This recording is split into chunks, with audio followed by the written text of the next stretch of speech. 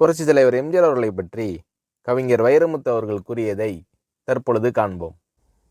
நன்றி மறவாத நல்ல மனம் போதும், என்றும் அதுவே என் மூலதனம் ஆகும் என்று பாடியவர் புரட்சித் தலைவர் எம்ஜிஆர் அவர்கள்.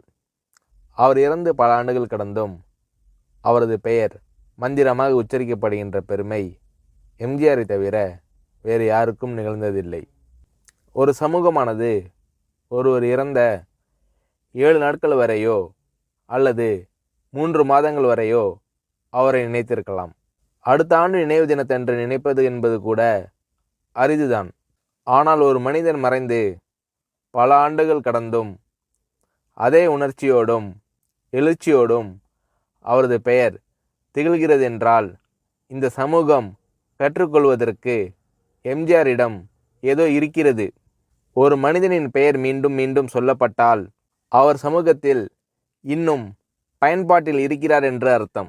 பயன்படாத ஒன்றை சமூகம் தன் தோளில் சுமக்காது. பயன்படாத ஒன்றுக்கு மகுடம் சூட்டாது.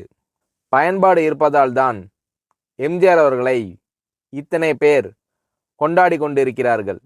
இளைஞர்களும் கல்லூரி மாணவர்களும் எம்ஜிஆர் அவர்களின் வாழ்வில் கற்றுக்கொள்வதற்கு மிகப்பெரிய பாடங்கள் பல உண்டு. 5 ஆண்டு திட்டங்கள் போட்டது போல் 10 ஆண்டு திட்டங்கள் போட்டவர் எம்ஜிஆர் அவர்கள். 1917 பிறக்கிறார். 1947 அவர் முதல் படம் வெளிவருகிறது. 1957 நாடோடி மன்னன் தயாரிக்கிறார். 1967 அவர் சார்ந்திருந்த திராவிட முன்னேற்றக் கழகம் ஆட்சிக்கு வருகிறது. 1977 அவரே ஆட்சிக்கு வருகிறார். 1987 விடை பெறுகிறார். 10 5ஆண்டு திட்டம் போட்டு இந்தியா வளர்ந்தது போன்று 10 ஆண்டு திட்டம் போட்டு வளர்ந்தவர் எம்ஜிஆர் என்பதை நாம் புரிந்து கொள்ள வேண்டும். ஆரம்பத்தில் எம்ஜிஆர் அவர்கள் சந்தித்த அவமானங்கள் போன்று இன்னொருவர் சந்தித்திருந்தால் அவரின் வாழ்க்கை அன்றே முடிந்திருக்கும். அவமானங்களை எல்லாம் வெகுமானங்களாக்கி கொண்டு வளர்ந்தவர் எம்ஜிஆர். எம்ஜிஆர் அவர்கள் தான் நடித்த முதல் படத்தின் இயக்குனரிடம் தன்னை அடையாளப்படுத்தும் விதமாக தனது முகத்தை திரையில் ஒரு முறை காட்ட வேண்டுமென வேண்டுகோள் விடுத்தார். அதற்கு அந்த இயக்குனர், உன் முகத்தை காட்டும் அளவுக்கு நீ அவ்வளவு முக்கியமானவர் இல்லை என்று கூறி புறக்கணித்தார். ஆனால் அந்த முகம்தான் பின்னாளில் தமிழர்களின் நெஞ்சில் பச்சை குத்தி கொள்ளப்பட்ட முகம். அந்த முகம்தான் மறைந்தும் மறையாத திருமுகம். அன்று ஒரு இயக்குனரால் நிராகரிக்கப்பட்ட முகம் தமிழர்களை கவர்ந்த திருமுகம் என்று முத்திரை பதிக்க வைத்தது எம்ஜிஆரின் ஆற்றல். ஒருமுறை பேரறிஞர் அண்ணாவிடம் கேட்டார் எம்ஜிஆர் அவர்கள். அண்ணா, தேர்தல் நிதிக்காக நான் எவ்வளவு வழங்க வேண்டும் என்றார் எம்ஜிஆர். அதற்கு அண்ணா அவர்கள், நிதி எல்லாம் வேண்டாம், உன் தங்க முகத்தை ஒருமுறை தமிழனுக்கு காட்டிவிட்டு வா, அது போதும் எனக்கு, நிதியை விட அது பெரிது என்று கூறினார் அண்ணா அவர்கள். 3ஆம் வகுப்பை தாண்டாத ஒரு மனிதன் தமிழ்நாட்டில் தமிழுக்கு பல்கலைக்கழகத்தை உருவாக்கினார்.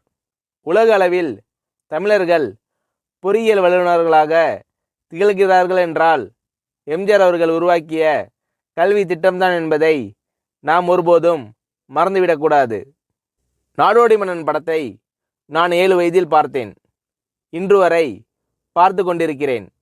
7 வயதில் என் மனதில் என்னென்ன ஆச்சரியங்களை உண்டாக்கியதோ, எந்தெந்த இடத்தில் அவர் தமிழும் அவர் முகமும் என்னை கவர்ந்ததோ, என் 65வது வயதிலும் அதே எழுச்சிதான் என்னுள் எழுகிறது. இது எம்ஜிஆர் படங்களுக்கு மட்டுமே உள்ள சிறப்பு என்று நான் நினைக்கிறேன். மற்றொரு விஷயம், சிறுவயதில் சாப்பிட்டாயா என கேட்பதற்கு யாரும் இல்லாத அவலை நிலையை கடந்து வந்தவர் எம்ஜிஆர். அதனால்தான் தன்னை சந்திக்க வரும் அனைவரிடத்திலும் அவர் கேட்கும் முதல் கேள்வி சாப்பிட்டீர்களா என்பதுதான். அது மட்டுமல்ல, மதிய உணவு திட்டத்தை முழுமைப்படுத்தியவர் எம்ஜிஆர். அவரின் புகழ் ஒருபோதும் மறையாது. ஏனென்றால் அவரால் பயன்பெற்றவர்கள் இன்னும் இருக்கிறார்கள். அவரால் பயன்பெறப் போகிறவர்களும் இன்னும் இருக்கிறார்கள். 1987 எம்ஜிஆர் அவர்கள் மறைந்தபோது ராஜாஜி அரங்கில் இரங்கல் கூட்டம் நடந்தது.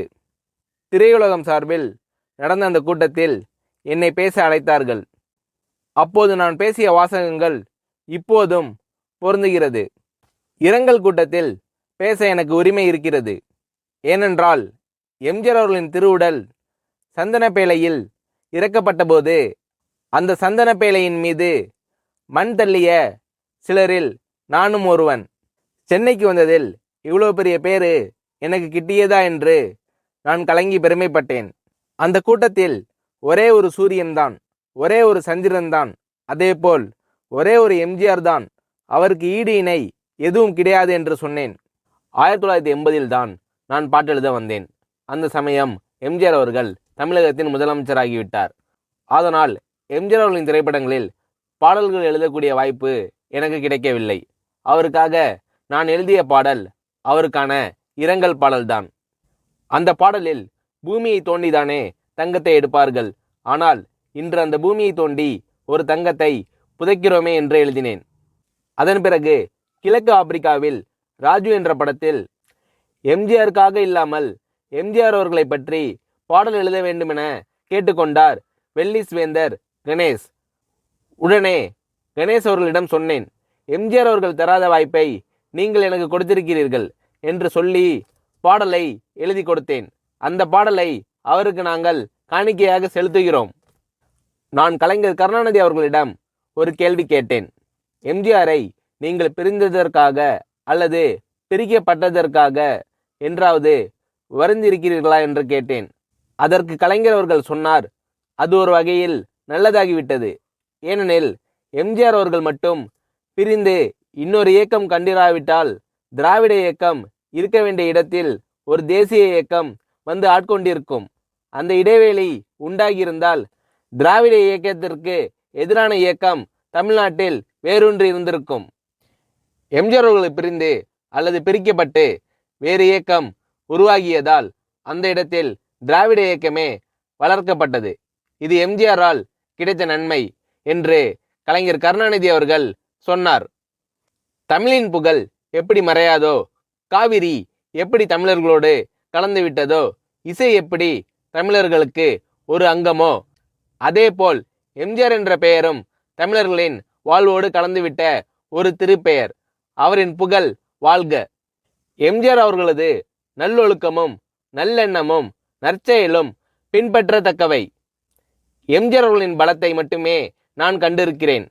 அந்த பலன்களையும் நற்செயல்களையும் மனித நேசத்தையும் தமிழ் சமூகம் பின்பற்ற வேண்டும் என்று புரட்சித் தலைவர் எம்ஜிஆர் அவர்களை பற்றி கவிஞர் வைரமுத்து அவர்கள் கூறுகிறார்.